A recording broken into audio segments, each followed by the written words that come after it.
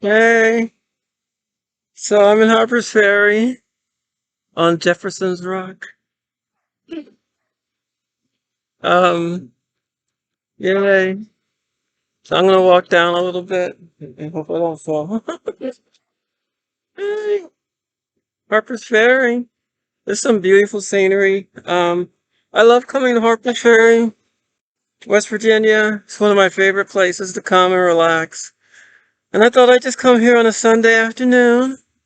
Doug couldn't make it because he has some other things to do, but I had to take this nice little ride to Harpers Ferry. So I'm gonna walk down. Um, this is Jefferson's Rock right here. You see Jefferson's Rock. I don't know if you see those kids climbing on it. You're not supposed to climb on it, but hey,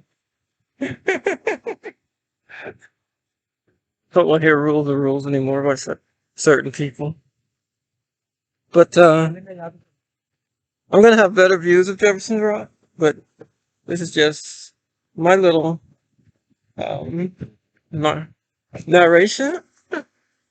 Because there'll be better sights to see from the camera. Of course, this guy climbing on it too. Like everybody climbs on Jefferson's Rock. And you see that sign right there. I don't know if you see that sign.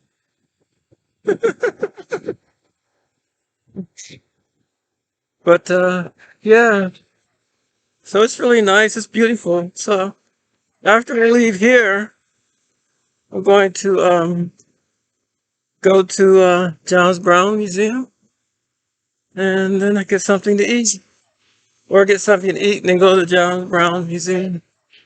But yeah, if you haven't been to Harper's Ferry, come. It's beautiful. You can hike on the Appalachian Trail.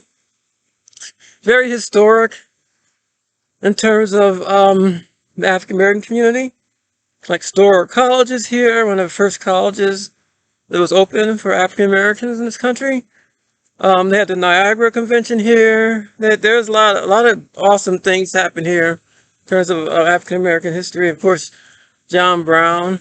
Some people argue that he's the one that started the Civil War. It wasn't firing on Fort Sumter. It was John Brown trying to take the armory, because John Brown knew that the slavery, uh, the only way to end it was going to be violence. He knew that, and he was an abolitionist. And many abolitionists were pacifists, but he knew it was going to take violence, and he wasn't afraid. And he was friends with Frederick Douglass. So, and Frederick Douglass, he had asked Frederick Douglass to take part in that raid, but Frederick Douglass thought, no, that probably wouldn't be a good idea. I don't think Frederick Douglass thought it would be successful, but they were close. And so yeah. So anyway, so I'm on the rock, and I'm gonna take a few more pictures of the scenery and of Jefferson's Rock, and go from there. And I love you all. Bye. And so this is a little more scenery of Jefferson's Rock. Oh, there's a big dog. So you see there's Jefferson's Rock there, and Just look there. so I'm just gonna take a little of everything in. It's beautiful. Like the leaves haven't started changing yet because it's still too early in the fall. You can just see how amazing it is.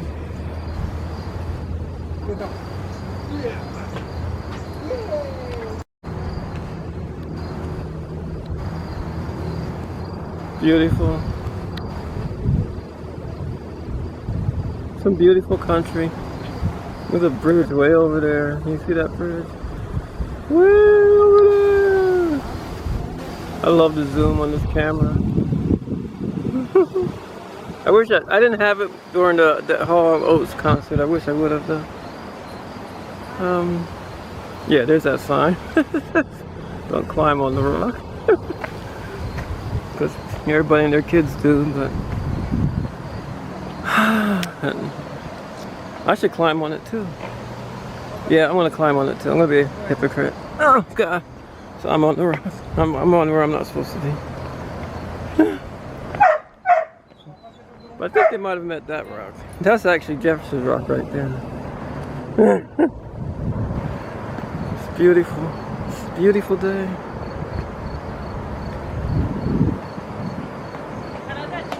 At least if I fall off this rock, I won't have to fall far because it's just like 5 feet. You fall off that rock though, you're like gonna fall hundreds of feet. But it's beautiful. It is just amazing out here. You gotta come to Harpers Ferry, West Virginia if you've never been here before.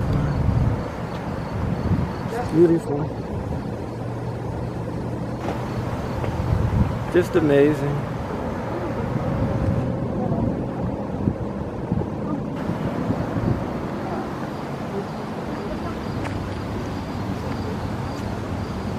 I gotta come here in about a month when the leaves start changing.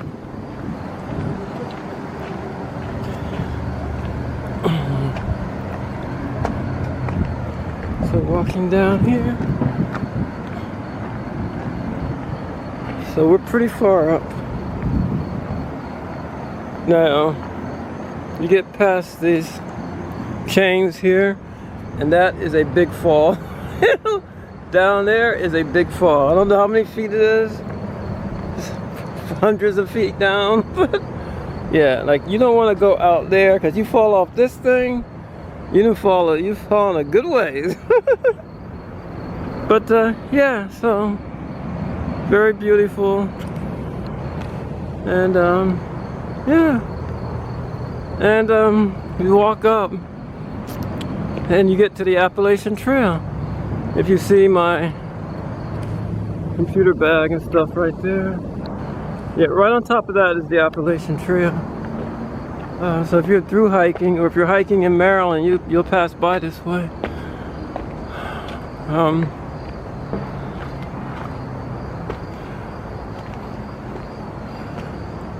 And that's the trail right there. You see it right there. Where those stones are there. Yeah, that's the trail right there, Appalachian Trail. Okay, beautiful scenery.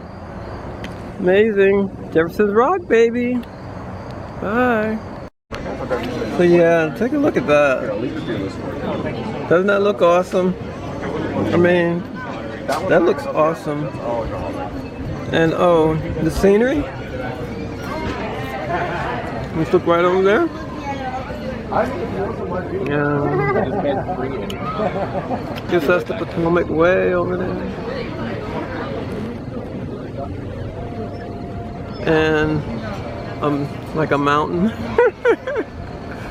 And that's a train station actually. That's actually an Amtrak train station. So if you're coming to Harpers, that looks like a kind of Harpers Ferry, when you're taking a train, and that's where you'll be. And it's just amazing. It's so beautiful out here.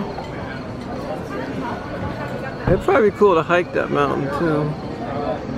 But it's just a beautiful day. Such a beautiful day.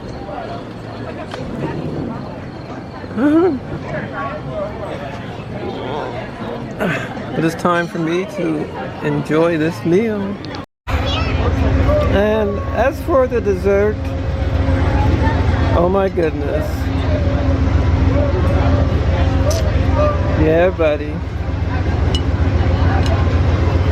Like the apple turnover with whipped cream. Oh crap, I hear a train. Check this out. There's a train. The Amtrak train. There you go. Amtrak train is heading off.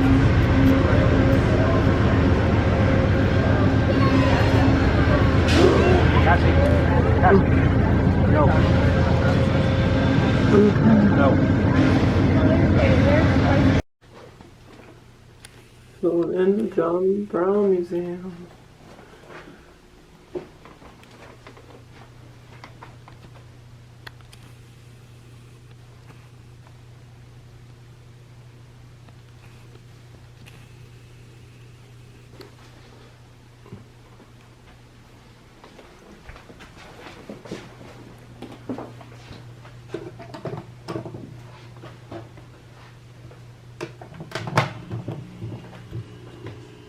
reflections of childhood can burn forever in a person's mind. As a young boy, John Brown saw many slave auctions. He witnessed families being torn apart, sold as though they were cattle. These impressions undoubtedly stayed with John Brown throughout his life and became the foundation for his hatred for slavery.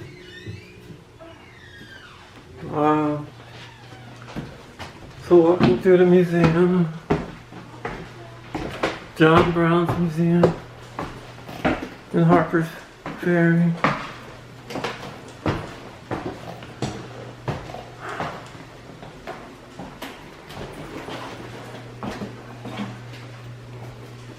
The Underground Railroad. You know, talking about it there.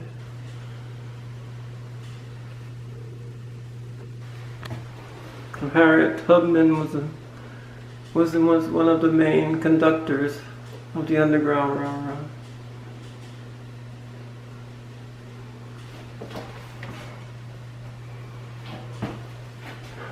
Where people are being sheltered from the brutality of slavery.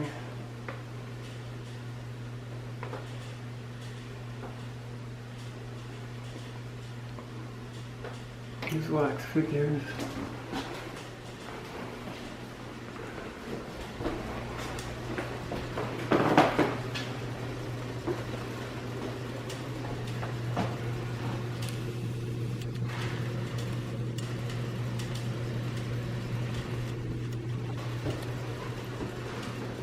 John Brown believed violence was going to be the only way. As an abolitionist, to stop the scourge of slavery. John Brown's violent anti-slavery actions did not start with his raid on Harpers Ferry. 3 years before the Harpers Ferry raid, John Brown led a group of men in Kansas who unmercifully and cold-bloodedly murdered 3 slavery sympathizers. I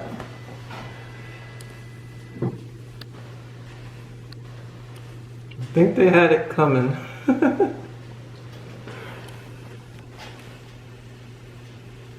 John Brown just wasn't taking any shit. That's all there is to it.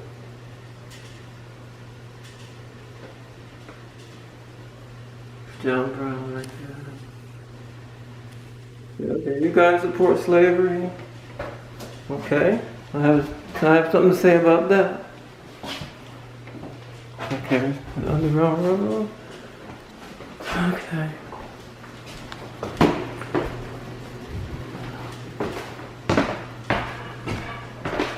A lot of climbing. Oh gosh.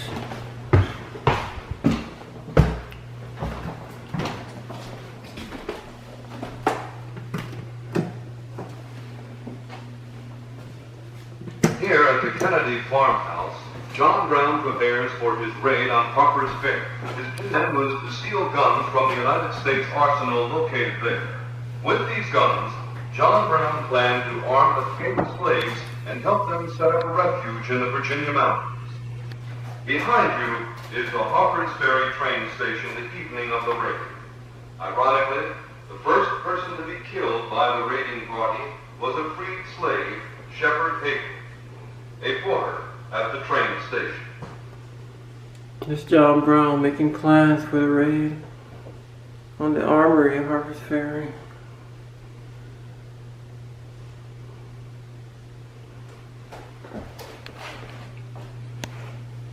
And the first person killed in the raid was a heroic former slave.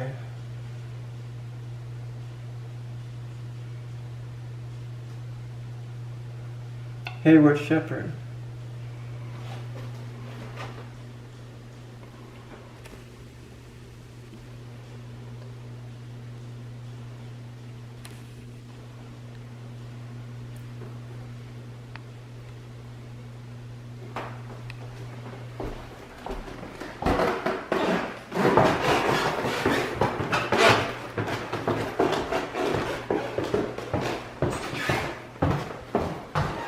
We're getting good exercise in this museum.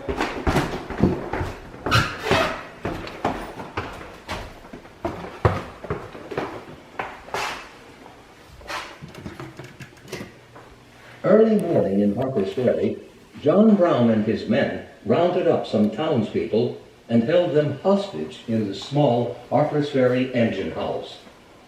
The next day, federal troops under the command of Robert E. Lee arrived in the troubled town and surrounded the engine house. Brown would not surrender, and the decision was made to storm the building and take Brown and his men by force.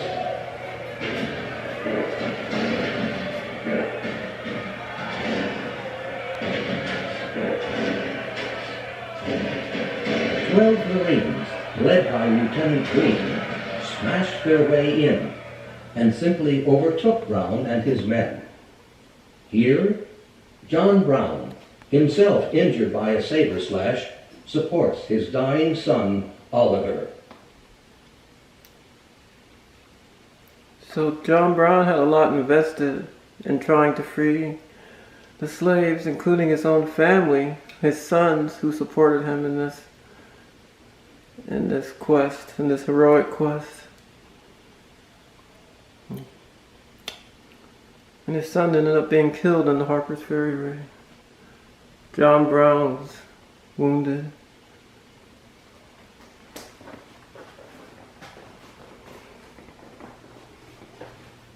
You can see there's John Brown right there.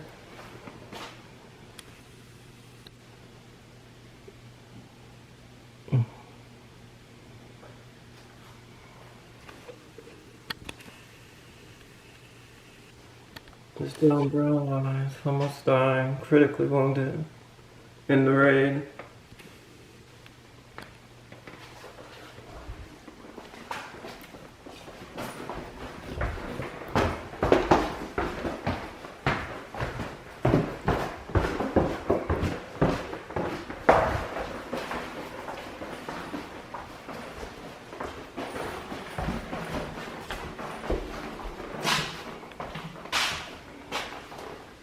Trial. He's being tried while he's laying there, critically wounded. Messed up stuff, man.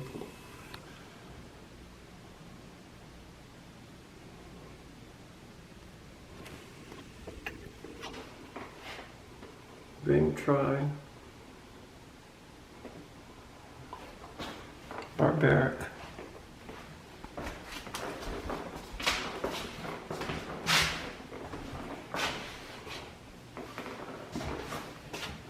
Saying his last goodbyes to his family. He's going to be executed. I don't know if you can see that there.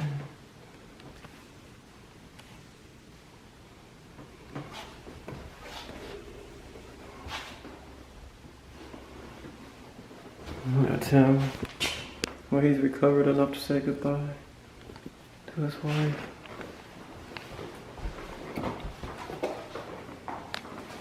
And this is John Brown being executed.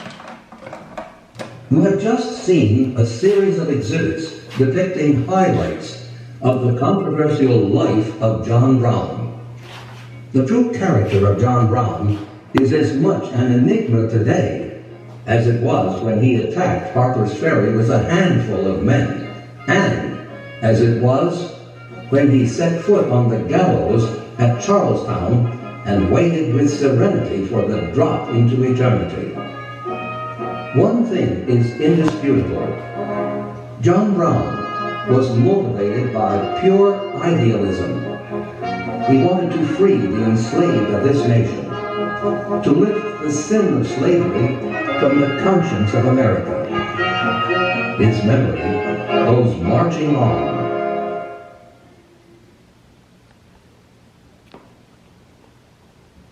And, as it was when he set foot on the gallows at Charlestown and waited with serenity for the drop into eternity. One thing is indisputable. John Brown was motivated by pure idealism. He wanted to free the enslaved of this nation, to lift the sin of slavery from the conscience of America. His memory goes marching on. So that's John Brown And many people, historians, are saying that actually this was the start of the true start of the Civil War, where the North knew that it was going to take violence. And John Brown knew that well. There would be violence. And that's how, the slaves are going to be liberated. This is one situation where there had to be violence. And John Brown knew that, and he started it off.